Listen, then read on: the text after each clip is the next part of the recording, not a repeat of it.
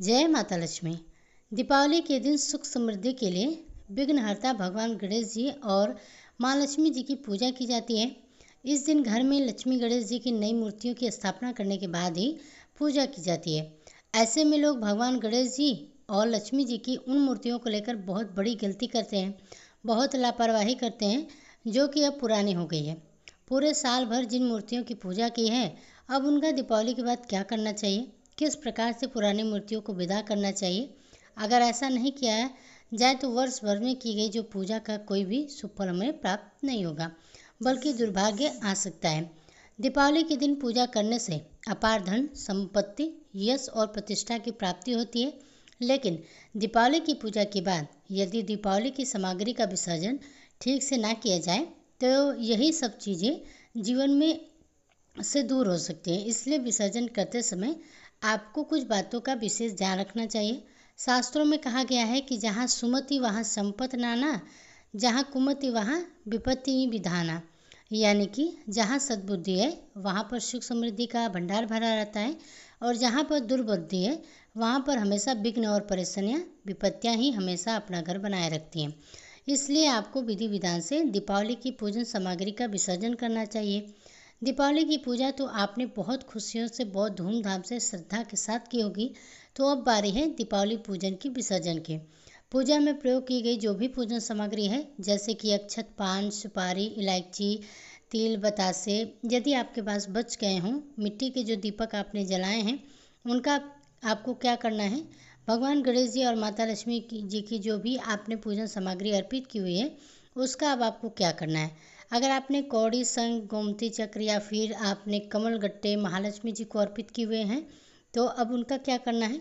अगर आपने धन की पोटली बनाई है और अभी तक आपने उसका इस्तेमाल नहीं किया है, तो अब आपको उसका क्या करना है। जल से भरा हुआ कलश यदि आपने चौकी पर रखा हुआ है, तो उसका अब आपको क्या करना है, कब और किस शुभ मुहूर्त में आपको विसर्जन करना चाहिए, और विसर्जन करने से पहले आपको उन किन किन मंत्रों का जप करना चाहिए, किस प्रकार से देवी देवताओं का विसर्जन मंत्र है उसको आपको जाप करना है। यह सारी बातें आज की इस वीडियो में आपको बताएंगे। अगर वीडियो अच्छी लगे तो लाइक कीजिएगा। बहुत सारे लोग दीपावली के दिन नई मूर्तियां खरीद कर लाते हैं और पुरानी मूर्तियों को दीपावली के पूजा के बाद विसर्जित कर देते हैं। अगर हर साल आप भी ऐसा करते हैं तो आपको विधि विधान से विसर्जन करना चाहिए। अगर आप विसर्जन नहीं भी करना चाहते हैं तो आपने दीपावली पर कोई भी मूर्ति अगर नई नहीं खरीदी है, आपके पास पहले से ही धातु की मूर्ति है, तो आप उन्हीं मूर्तियों का विधि विधान से हर दिन नियम अनुसार जिस प्रकार से आप डेली पूजा करते हैं उस प्रकार से पूजन कर सकते हैं। चौकी पर से उठाकर वापस अपने मंदिर में, अपने जहाँ पर भी घर की पूजा स्थल है वहाँ पर स्थापित कर सकते हैं। वापस से उसी स्थान पर आपको मूर्तियाँ रखनी चाहिए। मूर्तियों का स्थान या दिशा बिल्कुल भी नहीं बदलनी चाहिए। ऐसा यदि आप करते हैं, दिशा बदल देते हैं बाद में, तो आप उससे आपके घर में नेगेटिविटी आ जाती है, यानी नकारात्मक शक्तियाँ प्रवेश कर जाती हैं।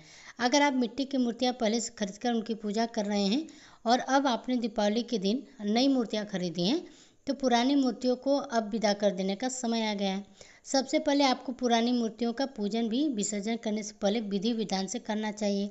पुरानी मूर्तियाँ भगवान गणेश और महालक्ष्मी जी की जो मूर्तियाँ हैं, जिनकी पूरे साल भर आपने श्रद्धा भक्ति भाव से सुख में दुख में पूजा की है, उन मूर्तियों की ओर आप हाथ जोड़कर विनम्र भाव से श्रद्धापूर्वक प्रार्थना करें कि हे गणेश जी महाराज, हे लक्ष्मी माता, आपने पूरे वर्ष भर मुझ पर और मेरे परिवार पर कृपा की है, इसलिए मैं आपसे प्रार्थना करती हूँ कि आप इस नवीन मूर्ति में कृपया अपना स्थान ग्रहण करें।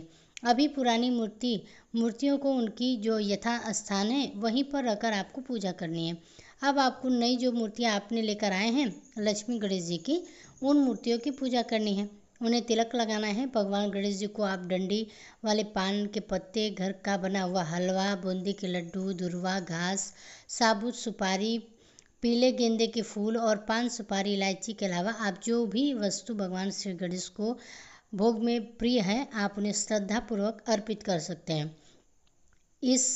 उसी प्रकार से माँ लक्ष्मी जी को आप घर में बनी हुई खीर, खोए की बर्फ़ी, बतासे, कमल का फूल, गुलाब का फूल, डंडी वाला पान का जो पत्ता है उसके ऊपर रखकर देवी लक्ष्मी को अर्पित करना है। इनमें से जो भी सामग्री आपके पास ना हो उसे आप श्रद्धा और विश्वास के साथ महालक्ष्मी जी को अर्पित करें। उसके बाद पुरानी मूर्तियों पर आप रोली तिलक लगाकर उन्हें पुष्प, मिठाई, बतासे अर्पित करें।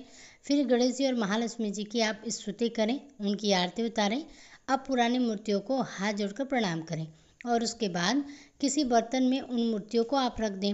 इन मूर्तियों को जल में प्रवाहित करना चाहिए। अगर आपके लिए उसी दिन जल में प्रवाहित करना, मूर्तियों का विसर्जन करना संभव ना हो इस किसी कारण से, तो आप उन मूर्तियों को अखबार में किसी साफ पेपर में लपेटकर सुरक्षित रख सकते हैं।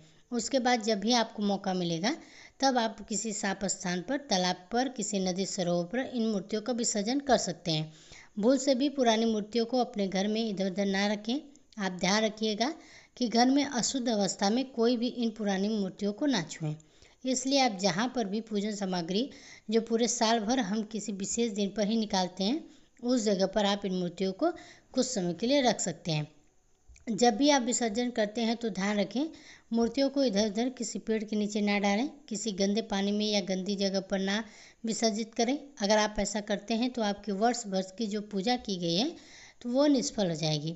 साथ ही आपको पाप भी लगेगा, जिससे घर में बहुत सारी परेशानियां आपके यहाँ आ सकती हैं। आपके घर में सुख समृद्धि के बजाय दरिद्रता का वास हो सकता है। पुरानी मूर्तियों को आपने जैसे हटाया, उनके स्थान पर नई मूर्तियों का स्थापित कर दें। उन्हें हाथ जोड़कर प्रणाम करें। एक बात का यहाँ पर आपको ध्यान रखना है कि आप चौकी पर रखी हुई किसी भी मूर्ति को आप कभी भी हटाते हैं, वापस से चाहे आप मंदिर में रखना हो या विसर्जन करना हो, डायरेक्ट मूर्ति को नहीं हटाना चाहे। पहले आप मूर्ति को थोड़ा सा उनके स्थान से हिला दीजिए। उसके बाद आपको उनकी जगह से हटाकर मंदिर में विराजित करना है। तो अब आप कलश यदि आपने स्थापित किया है, चाहे तो नॉर्मल कलश हो या खाली कलश हो, यदि आपने स्थापित किया हो तो पूरे 100 पत्तों के साथ सजाकर आपने कलश की स्थापना की हो, नारियल स्थापित किया हो, तो जिस तरह से आप नवरात्रि के अंतिम दिन कलश का विसर्जन करते हैं, ठीक उसी प्रकार से आपको कलश का विसर्जन करना है। नारियल को आप चाहे मंदिर में रख दें, पानी में विसर्जित कर दें या फिर तोड़कर प्रसाद के रूप में रख दें। बांटकर खुद भी आप प्रसाद खा सकते हैं। आम या जो अशोक के पत्ते को आप आसपास किसी पेड़ के नीचे रख दें। अपने ही घर में गमले की आरी में रख सकते हैं, पत्तों को डाल सकते हैं। कलश में रखे हुए जल को घर के हर कोने में छिड़कने के बाद मुख्य द्वार पर छिड़काव करें। दोनों साइड मुख्य द्वार पर छिड़कने के बाद ही परिवार के सभी सदस्य जल को थोड़ा थोड़ा अपने माथे और अपने आँखों पर लगाएं। बाकी बचे हुए जल को आप किसी भी पौधे में अर्पित कर सकते हैं। भूल से भी जो पवित्र पौधे हैं, चाहे वह समी का पौधा है, तुलसी का पौधा है, वहाँ पर इस जल को अर्पित नहीं करना चाहिए, क्योंकि हम इस जल को पहले ही अपने देवी देवताओं को अर्पित कर चुके हैं। जल को अर्पित करने के बाद जो हल्दी की गांठ है या दुर्वा है उसमें है, उसका विसर्जन भी आप कर दीजिएगा। अगर आपने 1 रुपया का सिक्का या सुपारी डाला हुआ है तो सुपारी का तो विसर्जन कर देना है, लेकिन जो आपने एक सिक्का है उसे घर की तिजोरी में रख देना है, जिससे कि घर में बरकत होती रहे। चौकी पे जितने भी अक्षत आपने प्रयोग किए हुए हैं, उन अक्षत को आप एक अलग से पात्र में रखकर मिट्टी के बड़े दिए में रख दीजिएगा। किसी भी पात्र में रखकर अपने छत पर चिड़ियों के लिए रख सकते हैं। साथ में एक कलश में जो मिट्टी का कलश आपने प्रयोग किया हुआ है, चाहे तो आप उस कलश का प्रयोग छत में चिड़ियों के लिए पानी पीने के रूप में कर सकते हैं, पानी भरकर उसमें रख दें। साथ ही जो अक्षत रखे हैं वो भी अपनी छत पर, बालकनी में, जहाँ पे आपके यहाँ पक्षियों को दाना पानी खिला सकते हो, वहाँ पर इन अक्षत को रख सकते हैं। यदि आप ऐसा ना करना चाहें तो पानी में इन अक्षतों को आप विसर्जित कर सकते हैं। जो पान, सुपारी या लौंग इलायची का भोग आपने मांगा या गणपति भगवान को अर्पित किया हुआ है, उनका विसर्जन कर देना चाहिए। बहुत से लोग जो हैं लौंग का जोड़ा या पान है वो प्रसाद के रूप में ग्रहण भी कर लेते हैं। अगर आप भी ऐसा करना चाहते हैं तो आप ऐसा कर सकते हैं, इसमें कोई गलत नहीं है। पुराने वासी जो भी फूल हैं उन सभी का विसर्जन आप बहते हुए जल में अपने घर के क्यारी में, गमले के पौधे में आप कर सकते हैं। पूजा सामग्री में बहुत सारी सामग्री ऐसी होती हैं जिसका विसर्जन हम घर में ही कर सकते हैं, जिसका दोष भी नहीं लगता है, क्योंकि कई बार हम नदियों को विसर्जित करते समय दूषित कर देते हैं, जो कि हमें नहीं करना चाहिए। आप नदियों की स्वच्छता का भी ध्यान रखें। अब बारी है जो कि हमें, आपने गोमती चक्र या कौड़ी या फिर कमल गट्टे महालक्ष्मी जी को आपने अर्पित किए हुए हैं, उन सभी को आप एक लाल कपड़े में इकट्ठा कर एक पोटली के रूप में बांध लीजिए और तिजोरी में रख दीजिए। और जब भी कोई खास मौके आते हैं, जैसे कि शुक्रवार या एकादशी का दिन आता है, पूर्णिमा का दिन आता है, तो उन्हें वापस से तिजोरी से निकाल करके आप महालक्ष्मी जी को अर्पित कर सकते हैं और वापस से फिर से इस पोटली को बनाकर आप रख सकते हैं। आपको हर साल नई कौड़ियाँ, शंख, गोमती चक्र खरीदने की आवश्यकता नहीं होगी। आप इन्हीं का प्रयोग बार बार कर सकते हैं। ध्यान रखें, कौड़ियाँ या जो शंख या गोमती चक्र या कमलगट्टे हैं वो खराब नहीं होने चाहिए। अगर खराब हो जाते हैं तो आप उनका विसर्जन जरूर कर दें। बहुत से लोग दीपावली की रात को धन की पोटली बनाते हैं ताकि वर्ष भर हमारे जो खर्चे हैं उसमें कमी रहे, घर में खूब बरकत हो और हमारे घर में आर्थिक समस्याएं की कमी ना हो। इसके लिए यदि आपने धन की पोटली बनाई है और आप रखना भूल गए हैं तो आप विसर्जन करने से पहले महालक्ष्मी जी को प्रणाम कर भूल चूक जो भी आपने की है उसके लिए क्षमा याचना करके वापस से इस पोटली को आप अपने घर में तिजोरी में या जहाँ भी आप अपने रुपए रखते हो वहाँ पर रख सकते हैं। मन में विश्वास जरूर रखें, आप जिस भी सामग्री की तिजोरी में रख रहे हैं उसका शुभ फल आपको जरूर प्राप्त होगा। अगर हम पॉजिटिव होकर कोई उपाय करते हैं, सकारात्मक सोच के साथ कोई उपाय करते हैं तो वह जरूर फलित होता है। मिट्टी के जो पुराने दीपक हैं, बहुत से लोग उन सभी का विसर्जन कर देते हैं दीपावली के अगले दिन जब विसर्जन कर रहे होते हैं, या बहुत से लोग भाई दूज के दिन विसर्जन कर रहे होते हैं, उस समय मिट्टी के सभी दीपों का विसर्जन कर देते हैं। आप भी चाहे तो सभी दीपों का विसर्जन कर सकते हैं। आप अपने लिए 5-7 मिट्टी के पुराने दीपक रख सकते हैं। जैसे कि कई बार हमें मिट्टी के पुराने दीपकों की आवश्यकता होती है, जैसे कि यम दीपक जलाते हैं तो मिट्टी का पुराना ही दीपक हमें चाहिए होता है। तो इस प्रकार से पूजा करने के लिए आप उन दीपकों के थोड़े से दीपक अपने लिए रख सकते हैं, बाकी का विसर्जन कर सकते हैं। इन दीपों को आप कभी भी इधर उधर ना फेंकें, हो सके तो घर में ही आसपास किसी पवित्र वृक्ष के नीचे गड्ढा खोद कर मिट्टी में दबा दें, या फिर जहाँ भी पेड़ पौधे के नीचे आप रख रहे हो वहाँ पर कूड़ा करकट का ढेर ना हो, किसी के पैर इस दीपक पर ना पड़ने चाहिए। अगर आपने महालक्ष्मी, भगवान गणेश जी का कोई पोस्टर आपने दीवार पर लगाया है पूजा करने के लिए तो आप उनको हटाकर वापस अगले साल इसी पोस्टर का प्रयोग कर सकते हैं। हर साल आपको बार बार पोस्टर खरीदने की आवश्यकता नहीं है, लेकिन ध्यान रखें अगर पोस्टर कहीं से तस्वीर कहीं से फट गई है, पुरानी हो गई है, तो आप उसका विसर्जन आपको कर देना चाहिए। खंडित अवस्था में ना तो मूर्ति हो ना ही तस्वीर आपको नहीं रखनी चाहिए, उसका पूजन नहीं किया जाता है। अगर आप ऐसी गलती करते हो तो उसका भी आपको दुष्प्रभाव देखने को मिलेगा।